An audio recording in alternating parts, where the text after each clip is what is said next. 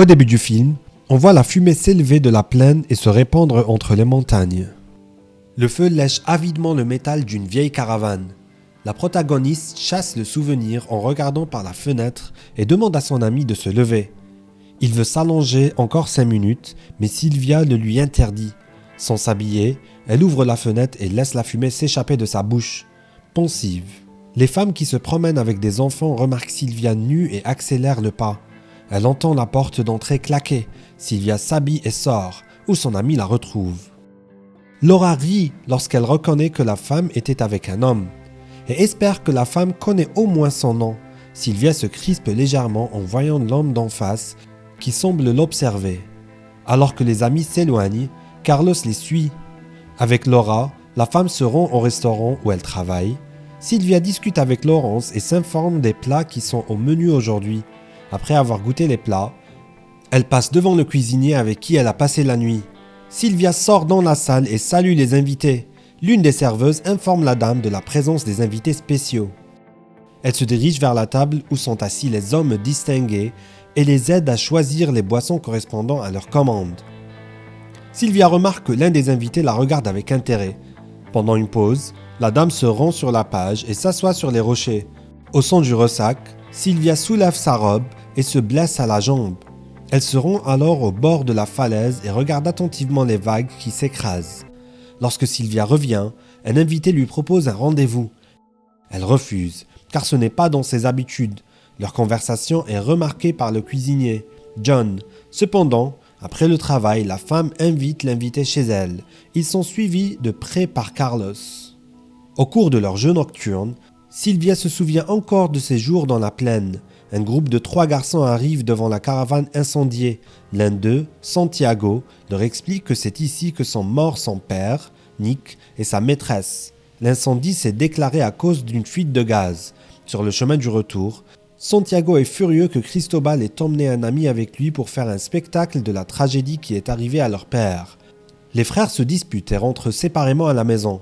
Dans la cuisine, leur mère, leur tante et son ami boivent. Le soir, Santiago les entend gronder son père, estimant qu'il a gâché la vie de tout le monde. Le garçon essaie de se distraire des cris et joue sur l'ordinateur. Le lendemain, l'entraînement doit avoir lieu. La tante vient voir Santiago et lui dit que ni elle ni sa mère n'iront à l'entraînement, car Nick ne le mérite pas. Pendant l'entraînement, le type remarque un homme avec 3 enfants à proximité. Il s'agit du mari de la maîtresse décédée de Nick. L'homme hurle qu'on lui a pris ses biens les plus précieux, mais Santiago ne prête pas attention à ses paroles, mais à sa fille. L'homme adulte travaille comme pilote. Avec son ami Carlos, Santiago accepte l'ordre de cultiver les champs. Alors qu'il s'approche de l'avion, l'homme appelle sa fille Maria et lui propose de les accompagner. Arrivé au banc ranch, les amis tirent à pile ou face. Santiago se rend compte que c'est lui qui doit cultiver le champ.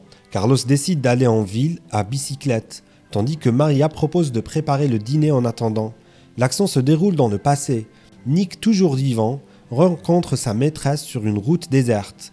L'homme lui dit qu'ils peuvent passer du temps dans une caravane abandonnée. Gina accepte et Nick l'emmène dans ce nouvel endroit, après quoi il l'embrasse passionnément. Pendant ce temps, Marianne, la fille de la femme, essaie de préparer le dîner pour nourrir tous ses frères. Gina, qui est revenue, ment en disant qu'elle a été retardée par une longue file d'attente au supermarché. L'action revient à Sylvia. Le lendemain, la femme arrive au travail et apprend que le sénateur a réservé une table dans le restaurant. Sylvia demande à Laurence d'accélérer et calme le cuisinier jaloux. Elle se montre amicale avec les clients, mais dure et exigeante avec les serveurs. Après le travail, Sylvia est prise en charge par son nouvel amant dans une voiture de sport. Laura est stupéfaite par la réussite de la jeune femme et dit qu'elle veut le même homme dans sa prochaine vie. Sylvia se dirige vers la voiture lorsque John l'arrête à nouveau. L'homme est furieux que la femme veuille passer la nuit avec un invité et se comporte froidement avec lui. Sylvia conseille au cuisinier de s'occuper de sa femme, puis elle monte dans la voiture. John ne laisse pas partir les amants et exige de lui parler. Sylvia se dispute avec lui et s'apprête à rentrer à pied, mais il commence à pleuvoir. Carlos, qui se trouve à proximité, propose à la dame de l'accompagner. L'action retourne dans le passé. Le jeune Santiago assiste à l'enterrement de Gina et suit la voiture pour savoir où vit sa femme. Le garçon reste longtemps assis devant la maison lorsqu'il aperçoit Mariana, qui est sortie au magasin. Santiago parle à la fille et lui propose de venir la voir l'autre jour pour en savoir plus sur Gina et le lien avec son père. Mariana accepte. Santiago, devenu adulte, continue à travailler dans les champs. Maria assiste au crash de l'avion de son père. Plus tôt encore, Gina, sur le point de s'éclipser pour rejoindre son amant, est surprise de voir son mari rentrer plus tôt que prévu. La femme prétexte une excuse, veut partir le soir, mais son conjoint veut l'accompagner. Le dialogue est interrompu par le retour des enfants. Avant de se rendre au magasin, Gina ment en disant qu'elle a oublié son sac à main. Marianne rentre également à la maison pour aller aux toilettes et entend sa mère parler affectueusement à quelqu'un. Gina ment à nouveau, disant qu'elle parlait à sa tante. Au magasin, la femme trouve encore une excuse pour s'échapper. Au lieu du magasin de tissus, Gina se rend chez son amant. L'action revient à Sylvia. En voiture, Carlos conduit la femme à sa maison et entre à l'intérieur à son invitation. Sylvia commence à séduire l'homme, mais celui-ci s'en va silencieusement. Un peu plus tôt, Santiago réussit encore à rencontrer Mariana au vieux moulin. La fille avoue qu'elle ne sait pas comment Gina a rencontré son amant. Mariana nie avec colère qu'elle puisse être comme sa mère. La fille réussit à atteindre l'oiseau avec un lance-pierre et Santiago propose de le faire rôtir sur le feu. Mariana prend l'oiseau étonnamment facilement, même si le gars s'est brûlé les doigts dessus. Santiago montre à la fille une photo de son père. Mariana lui assure qu'il ne ressemble pas du tout à Nick.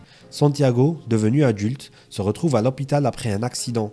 Il demande à Carlos de prendre Maria et de partir à la recherche de la mère de la jeune fille.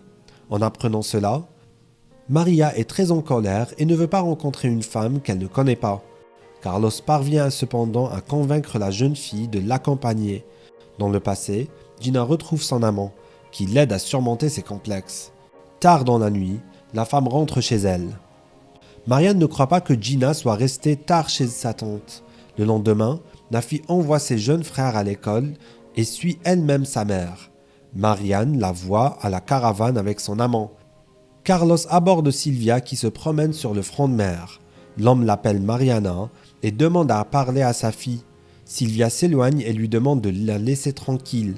Mais chez elle, elle examine la photo d'un nouveau-né. Dans le passé, Santiago et Mariana continuent à se voir dans la plaine. La fille donne à Santiago une photo d'elle, mais en récompense, elle demande qu'on leur laisse à tous les deux une cicatrice, celle d'un briquet. Le soir, Santiago ramène la fille chez elle. Le garçon demande à passer la nuit chez Mariana pendant l'absence de son père. La fille accepte et le soir, elle et Santiago se retrouvent seuls. L'action revient à Sylvia. Au travail, la femme a un comportement étrange et n'arrive pas à se concentrer après sa conversation avec Carlos. Sylvia demande à John de la suivre à l'extérieur et entame une conversation sérieuse. Elle lui propose de s'enfuir quelque part aujourd'hui pour être ensemble et commencer une nouvelle vie. John est sceptique face à cette proposition. La femme frustrée rentre chez elle, mais Carlos et Maria l'y attendent. Sylvia s'enfuit, ce qui contrarie la jeune fille. L'action se déplace à Gina. Après une nouvelle rencontre avec son amant, la fille rentre tard à la maison. Marianne parle à sa mère et lui dit qu'elle ne croit pas qu'elle était chez sa tante. Gina s'enforce dans les lourdes réflexions.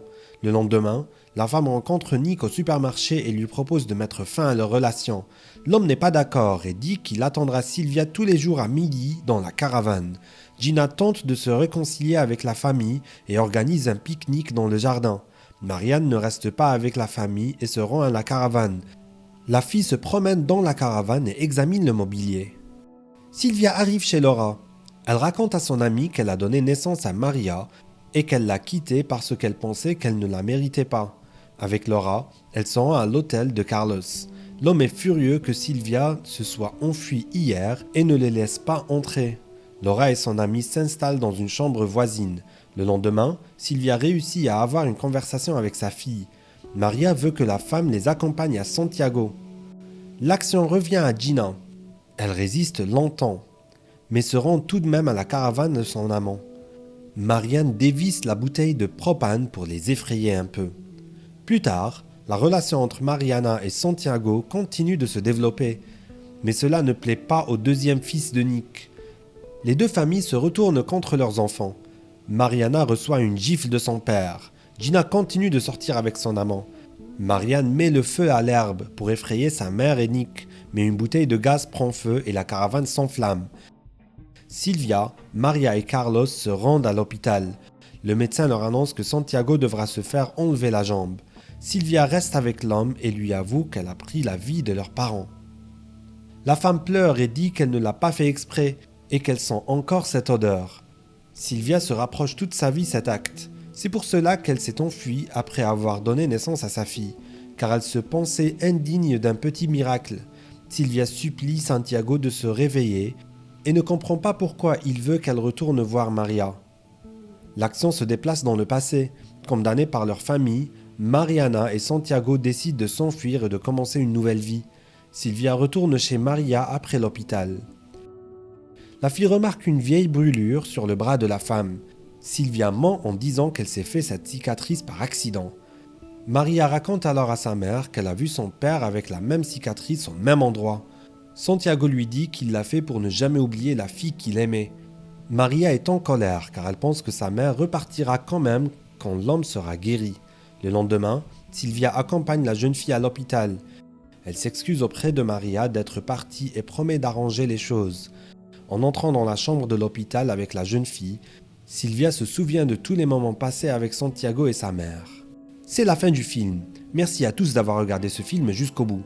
Donnez un like à cette vidéo, écrivez dans les commentaires ce que vous pensez de ce film et rendez-vous dans de nouvelles vidéos.